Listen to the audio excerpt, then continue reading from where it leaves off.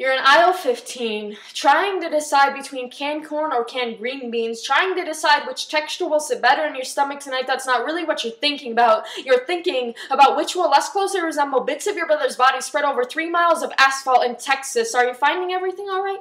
The grocery clerk says the words with thoughtless rhythm, like the systematic beating of a heart that's run bloodless, and this is the part where you just want to crush the cans, want to throw yourself into the innocent woman's face and scream, "No! I still haven't found the answer!" Make her blink once or twice, cough the zombie from her lungs, but you reply, "Yes, just fine, thank you." Hope she doesn't catch the tremble hanging from your lips with the thick chain gripped somewhere down your throat, wrapped around and around some broken down part of you like the chain around his ankles. You pass the meat counter, bones that have been separated with one elbow movement of a knife, and you think of his elbows, how the bones wore down as he dragged them to keep his head up, and you think of how, when he held them back like that, the bone powder must have turned into feathers of wings because they were swerving back and forth, and he was still conscious, while the world's lazy eye was turned ignorant. They're still sleeping.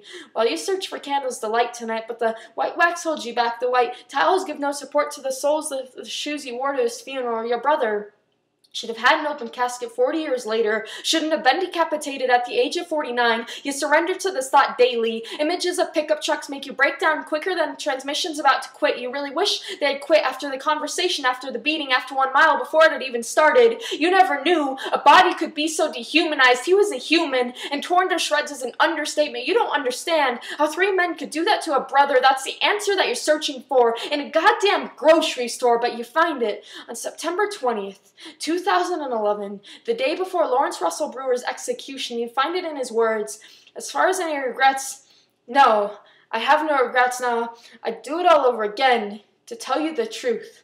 His voice is out of history. The shit still happens constantly. Some fucked up ideology. In line to check out. Paper or plastic, ma'am. Tell her you don't know. Both tear as easily as flesh. How can you expect either to hold your groceries when the weight you carry is so much more? Sometimes the forgiveness you gave drags you down. The idea that maybe your brother was God's sacrifice so the world could get some message is no comfort.